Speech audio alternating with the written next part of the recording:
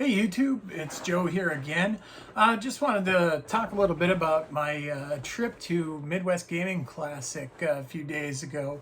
The Midwest Gaming Classic is one of the larger retro gaming conventions that's accessible to me. I live in the Midwest area.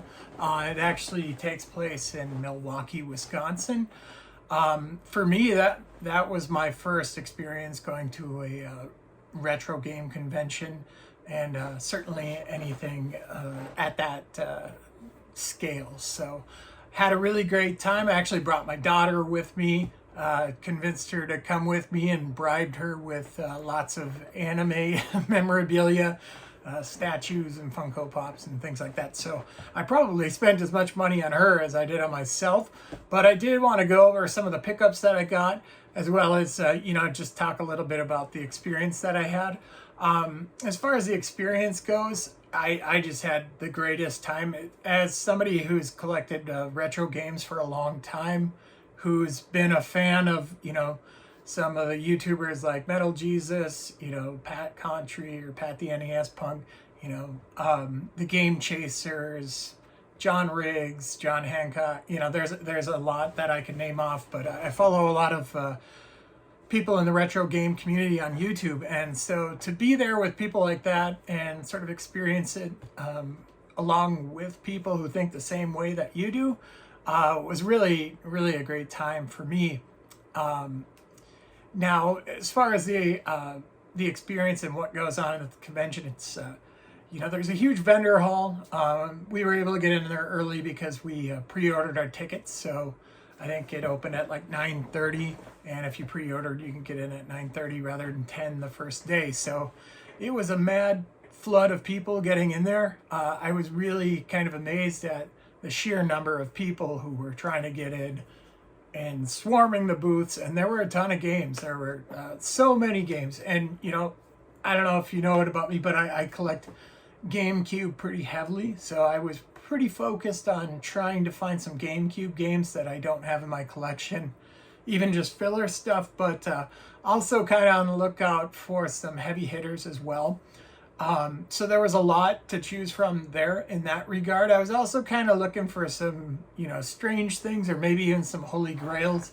One thing that was on my list was Rob the Robot for the original NES, and I did find two of them. One of them was actually loose, and then the other one was in the box, not the full, deluxe NES set, but it was actually in the Rob the Robot box, and that was quite interesting, but a little too steep for me.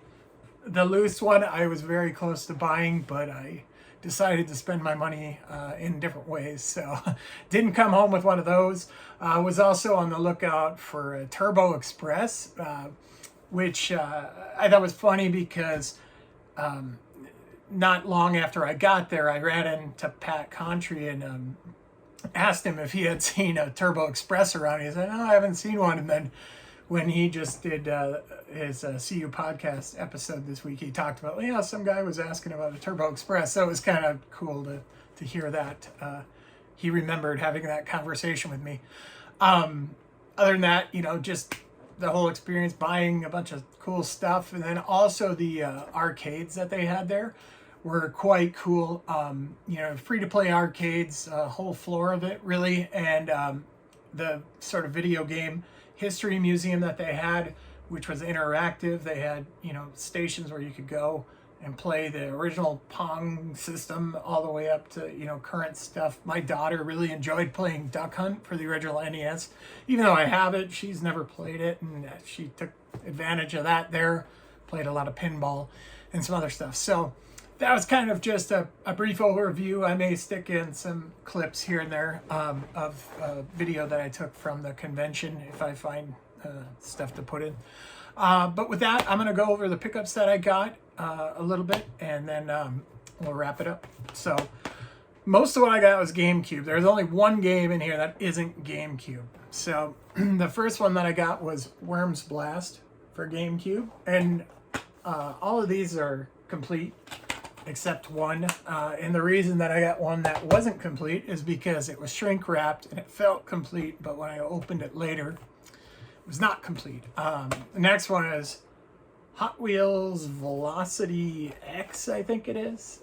The case on this one's in a little bit of rough shape. It's kind of torn up, but the actual artwork isn't torn or anything. So if I wanted, I could pop that into a different case. Picked this up towards the end of the day, and I think I got it for real cheap on Sunday. And that's Backyard Baseball. I think I have Backyard Football, but I didn't have Backyard Baseball. The next one is fairly common. It's Tony Hawk's Pro Skater 4 for GameCube. I think I have Underground. I'm missing a couple of those games, so it was nice to pick that up. This one's another, cheap common one, but I have, I think I have the other two, but I don't have this one, and that is Cabela's Outdoor Adventures. So that's cool to add to the collection. And another, common one is Taz Wanted. I got that.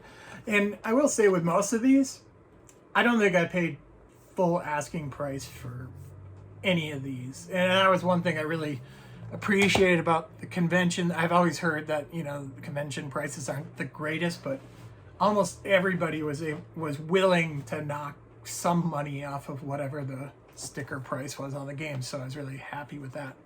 The next one is Army Men Air Combat, the Elite Missions. So I think that completes my set of Army Men games for the GameCube. After that, I have Blood Rain. And this one is like a really minty copy. Like the manual is almost like perfect in this thing. I know it's not going to show up on camera. But glad to get that one. And I get into some that are somewhat pricier, but still fairly common. Def Jam Vendetta. I already had Def Jam Fight for New York, but didn't have this. I distinctly remember this deal, and I think I got $5 or $10 off of that one, so that was good. And this is the one that I was tricked into thinking was complete, but isn't, and that is Dragon Slayer 3D. Not a super expensive game, but I took a quick look to see if I could find the manual anywhere, and I have not been able to find it really at all yet. So hoping I have better luck with that one. If anybody has a lead on that manual, let me know. Okay, now getting into the last three GameCube games, little less common or, little more expensive. One of those is Chaos Field. I don't think I've heard of this game, but I don't think I've ever actually seen it at a game store or out in the wild. Certainly I haven't seen it there. So was really excited when I saw this one. There were probably 15 other games that I saw and I wanted. Auto Modalista was one. There was a few others, but some of them are just too much, and I had already spent way too much money.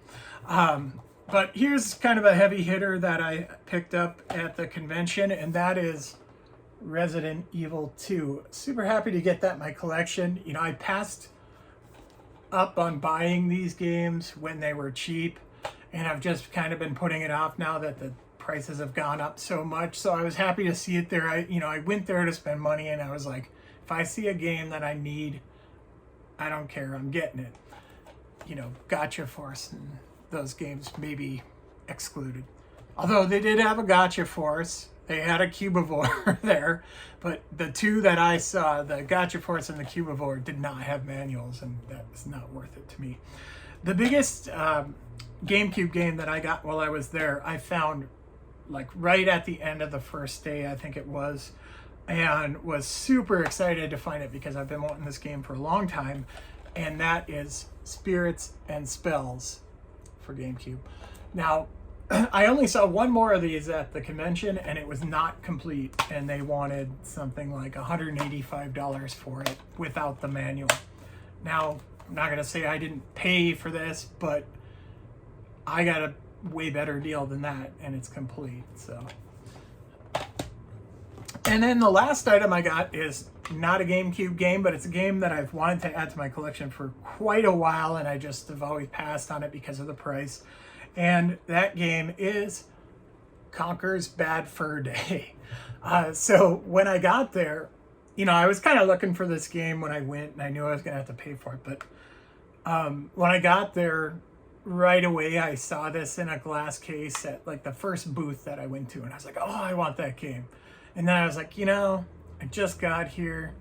I don't want to spend a ton of money right when I get here. And then, so I went and looked around the convention, and as I was looking around, I did not find another loose copy of this game.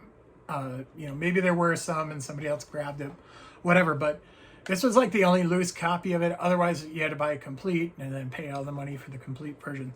So at the end of the day, I walked back and found the booth that I started out at, and it was still there. Asked the guy if he could cut me a deal, so he knocked like $10 off it or something, and I was happy and he was happy. So really excited with that. Really happy with all the picks I got. I would, most of those are kind of filler titles that I just needed to fill in some spots in my collection. But, something like Spirits and Spells, it's like you're not going to find that very often in your local game store or anywhere else for that matter. And if you do, they know what it's worth, and it's an expensive game. So to find it complete and it's in good condition, I was so happy to find that, as well as Resident Evil 2, which I've been, trying to add for a long time. So with that, like I said, I'll probably have some footage in here for you to view as well, if I can parse out the good stuff from the bad stuff. But with that, thanks for watching. If you liked what you saw, give me a thumbs up. And if you want to see more content similar to this, go ahead and subscribe. Thanks.